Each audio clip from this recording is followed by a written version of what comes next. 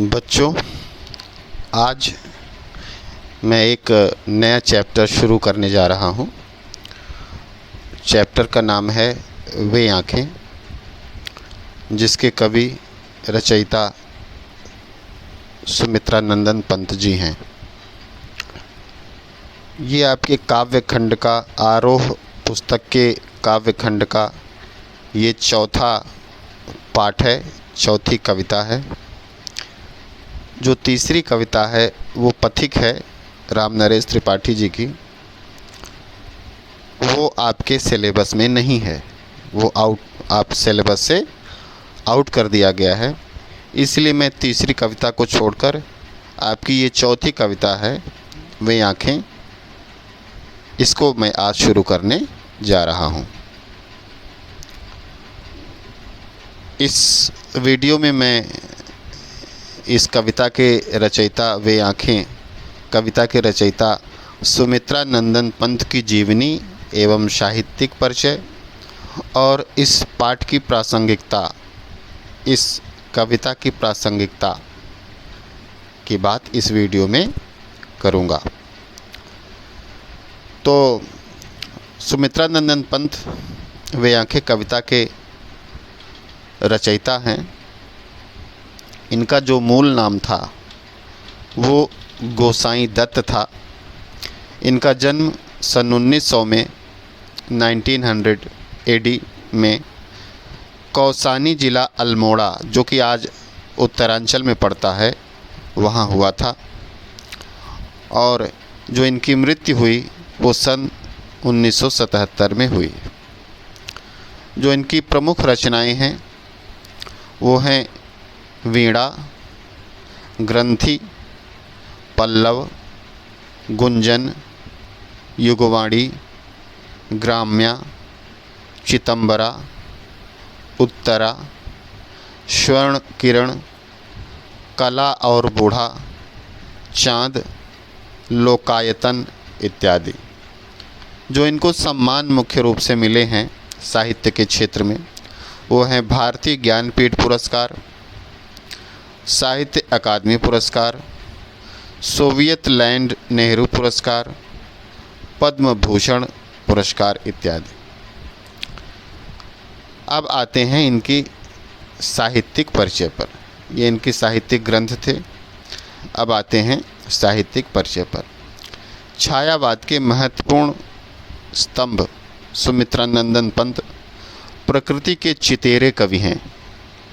हिंदी कविता में प्रकृति को पहली बार प्रमुख विषय बनाने का काम सुमित्रा नंदन पंत ने ही किया है। उनकी कविता प्रकृति और मनुष्य के अंतरंग संबंधों का एक महत्वपूर्ण दस्तावेज है। इनकी प्रारंभिक शिक्षा कौसानी के गांव में तथा उच्च शिक्षा बनारस और इलाहाबाद में हुई। युवावस्था तक पहुँचते पहुँचते ये महात्मा गांधी की असहयोग आंदोलन से प्रभावित होकर इन्होंने पढ़ाई बीच में ही छोड़ दी और उसके बाद ये स्वतंत्र लेखन करते रहे। प्रकृति के अद्भुत चित्रकार श्री पंत का मिजाज कविता में बदलाव का पक्षधर रहा है। मतलब ये कविता में परिवर्तन के हिमायती थे। शुरुआती दौर में छायावादी कविताएं इन्होंने लिखी। पल पल परिवर्तित प्रकृति वेश इन्हें जादू की तरह आकृष्ट कर रहा था। बाद में चलकर प्रगतिशील दौर में ताज और वे आँखें जैसी कविताएं भी इन्होंने लिखी। इसके साथ ही अरविंद के मानवतावाद से प्रभावित होकर मानव तुम सबसे सुंदरतम जैसी पंक्तियां भी इन्होंने लिखी। उन्होंने नाटक, कहानी, आत्मकथा, उपन्यास, आलोचना के क्षेत्र में महत्वपूर्ण काम किया। रूपाभ नामक पत्रिका का संपादन भी इन्होंने किया, जिसमें प्रगतिवादी साहित्य पर विस्तार से विचार विमर्श हुआ करता था। पंत जी भाषा के प्रति बहुत सचेत थे। इनकी रचनाओं में प्रकृति की जादूगरी जिस भाषा में अभिव्यक्त हुई है उसे स्वयं पंत ने चित्र भाषा या बिंबात्मक भाषा की संज्ञा दी है। ब्रज भाषा और खड़ी बोली के विवाद में उन्होंने खड़ी बोली का पक्ष लिया और पल्लव की भूमिका में विस्तार से उन्होंने साहित्यिक भाषा के रूप में खड़ी बोली का समर्थन किया। प्रस्तुत कविता वे आँखें पंत जी के प्रगतिशील दौर की कविता की हैं। अर्थात जो प्रस्तुत कविता है वे आँखें, ये इनकी प्रगतिशील कविताओं में आती हैं।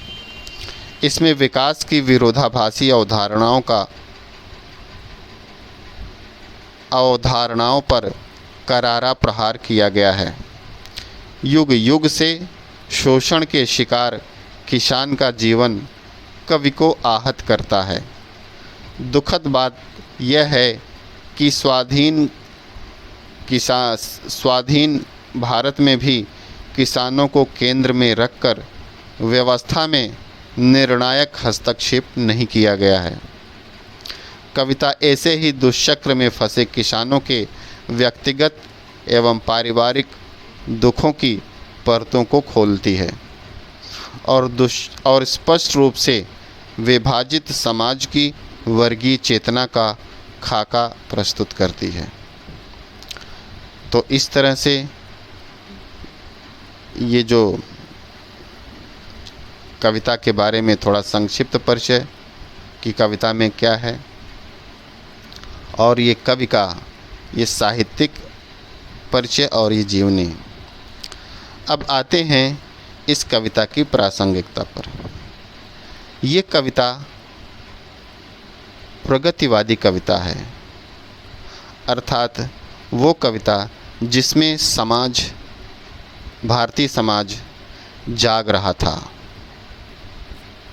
समाज के विभिन्न वर्गों की टकराहट स्पष्ट रूप से सुनाई दे रही थी। अमीरों और गरीबों, ताकतवर और कमज़ोरों के बीच की जो खाई है हमारे समाज में, वो स्पष्ट रूप से इस समय नज़र आ रही थी। इसी भाव को कविता में, इसी वर्ग संघर्ष को, गरीबों के, दलितों के, किसानों के वर्ग संघर्ष को पिरोने का जो काम किया है वह इस कविता के माध्यम से कवि ने किया है। जहाँ तक इस कविता की प्रासंगिकता की बात है, ये कविता उस ज़माने का चित्र प्रस्तुत करती है जब देश पराधीन था। पराधीन देश में वैसे तो समाज के सभी वर्गों की हालत बहुत ख़राब थी, लेकिन भारत का अन्नदाता, भारत के सभी लोगों का पेट भरने वाला किसान की क्या स्थिति थी उस पराधीन भारत में, उसको किस तरह से चुन चुन कर प्रताड़ित किया गया, किस तरह से उसका शोषण किया गया, किस तरह से उसको मरने के लिए मजबूर किया गया। वो जीना चाहता है लेकिन उसे कोई जीने नहीं देना चाहता।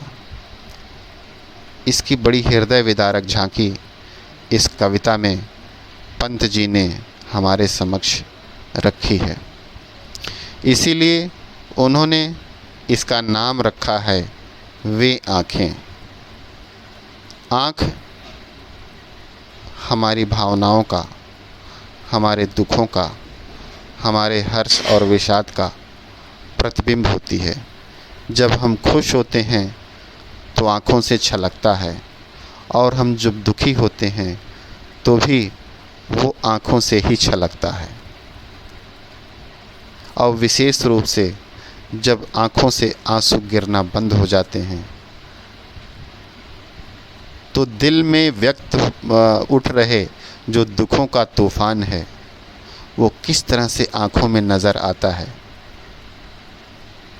उसकी बड़ी हृदय विदारक झांकी कवि ने इस कविता के माध्यम से प्रस्तुत की है।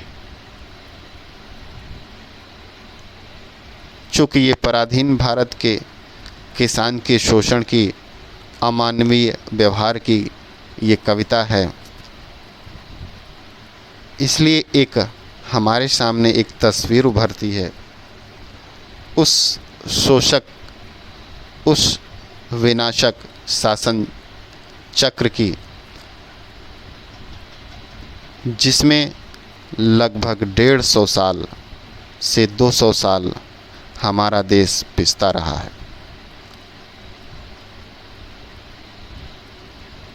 इस किसान के हृदय विदारक चित्र के माध्यम से कवि आज के किसानों में हुए परिवर्तन को रेखांकित करता है और यह भी बताना चाहता है कि कहीं कहीं हमारे समाज के, हमारे देश के कई ऐसे भाग हैं, कई ऐसे जो है गांव हैं, पिछड़े क्षेत्र हैं, जहां पर किसानों की आज भी उसी पराधीन भारत वाली दशा है।